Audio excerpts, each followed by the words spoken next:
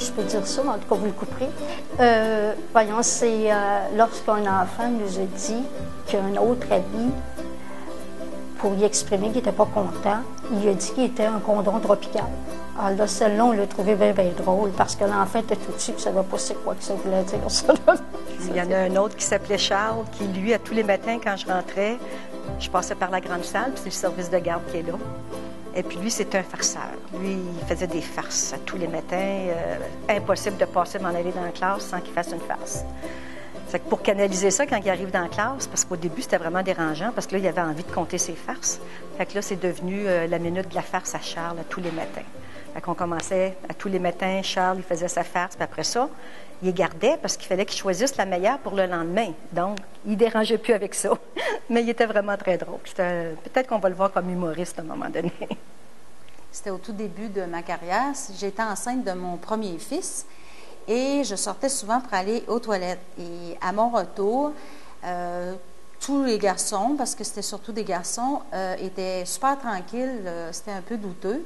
Et je m'assois et finalement, ma chaise avançait toute seule. Ils avaient concocté un bout de corde là, pour tirer sur ma chaise et elle avançait toute seule. Ça a été vraiment assez cocasse aussi. Je vais m'en rappeler longtemps. Là.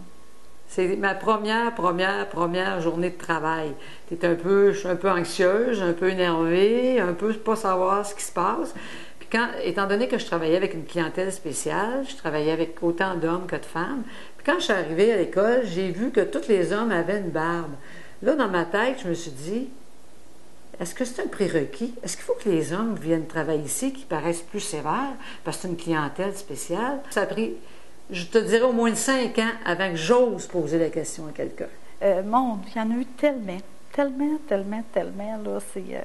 Les enfants qui vomissent, puis que la direction part en courant parce que la direction n'est pas capable de faire. Fait que là, toi, tu ramasses ça, puis tu as le fou rire parce que tu dis, elle va vomir ou lui va vomir avec l'enfant. Puis là, tu dis, je ne veux pas en ramasser deux, j'aime mieux qu'à ça. C'est l'organisation scolaire en juin. On s'entend que c'est le temps. Et moi, je ne connais pas l'organisation au niveau de la commission scolaire. C'est nouveau pour moi. Je ne connais personne. Personne ne me connaît non plus. Et je suis assise là, et là, on parle de chiffres, puis il y a un grand tableau avec plein de chiffres, puis d'élèves. Et là, ça brasse.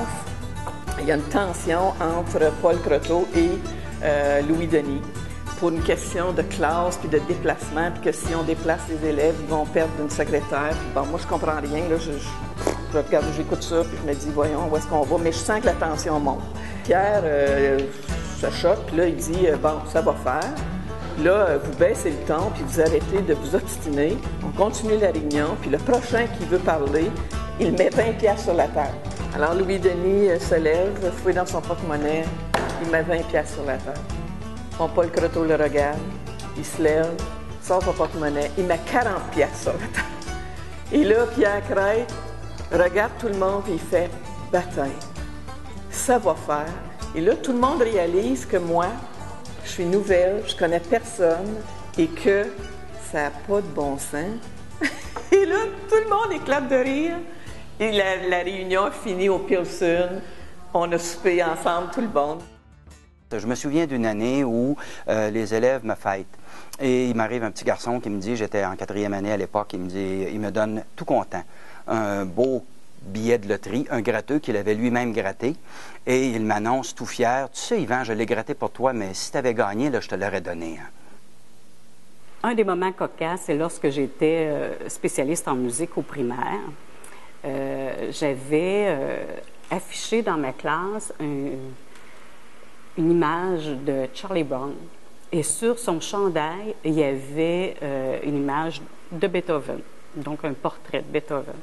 Et c'était à l'époque où Jean Charest était en campagne électorale au fédéral, parce qu'il a commencé sa politique au fédéral. Alors, un jeune élève arrive dans la classe, un élève de 2e année à peu près, puis il regarde le chandail de Charlie Brown en disant « Ah, Chantal, est-ce que c'est Jean Charest? » Je dis « Ben non, c'est Beethoven. » L'élève me répond « Ben non, Beethoven, c'est un chien. » Alors, j'ai ajouté un peu de littérature musicale dans mon programme.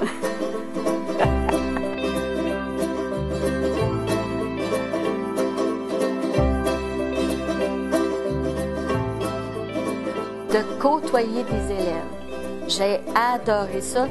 Moi, ça m'a donné une satisfaction dans ma vie, là, de rendre service aux élèves. Moi, j'avais beaucoup d'écoute avec les élèves parce que aussi, tu sais, ils viennent payer, puis des fois, ils ont de la difficulté à payer. Fait que là, je prenais une entente avec eux. Ben oui, je comprends. Donc, tu sais, là, avant d'en parler, à la direction, je disais, oh, on va, OK, c'est 1 mois, c'est correct, je comprends ton besoin, là, t'as pas d'argent, tu viens de déménager, ainsi de suite, là. C'est de côtoyer les jeunes, pour moi, là, j'ai appris beaucoup.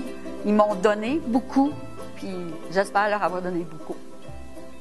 J'ai appris au niveau de mon tempérament, par exemple. Okay? J'ai appris à me contrôler de certaines manières parce qu'en général, je suis assez prompt. Quand ça ne fait pas mon affaire, je le dis et autres. Et puis, je me suis aperçu au fil des années que c'est pas toujours bon d'élever la voix ou de choses comme ça. Alors, j'ai fait des progrès, mais c'est pas si évident que ça. Il n'y a pas longtemps, j'ai eu un argument, puis en allant au bureau, je disais, Serge, tu vas faire attention, tu lèves pas la voix, puis tu t'expliques seulement. Quand je suis arrivé là, j'avais les 2 baguettes en l'air, puis là, je n'étais pas content. C'est plus moi que je transforme. Mon bonus ultime, c'est lorsque j'ai travaillé au secteur adulte et qu'on m'a demandé d'accompagner par ma tâche de tutrice des apprenants. J'ai trouvé que d'accompagner cette clientèle qui a une dernière chance de se réaliser m'a apporté beaucoup. Et je dirais que la disponibilité, le bon temps, le bon rythme fait que chacun peut apprendre dans la vie et se réaliser. Alors, je dis un fier merci à Saint-Michel parce que je repars avec beaucoup de richesse de ce côté-là, surtout du côté humain. Ce que j'ai appris après toutes ces années, si je faisais un constat, c'est que j'ai appris à rapidement me tourner sur une scène. Dans des situations de classe, il faut être vif, il faut être là. On est 100% là et même plus parce que on n'a pas l'impression que c'est si demandant. Je pense qu'une fois que j'aurai relâché, je vais me rendre compte de toute l'énergie et la dynamique que ça prend là, pour enseigner.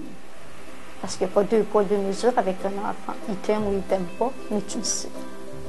Puis moi, c'est ce que j'ai apprécié dans mon travail. C'est que les enfants soient capables d'être francs. Les enfants, c'est franc, c'est pas hypocrite. Ça devient hypocrite par rapport à nous, les adultes. Moi, je trouve que c'est la plus belle chose qu'on peut vivre, c'est vivre avec des enfants. Parce qu'ils sont honnêtes.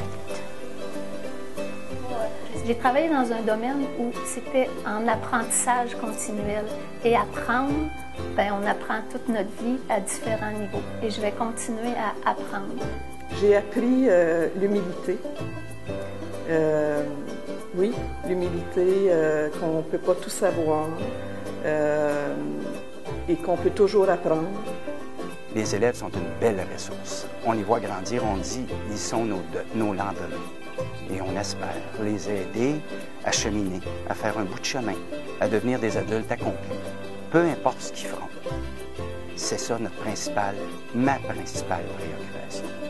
Les accompagner dans le grand chemin qui est la vie.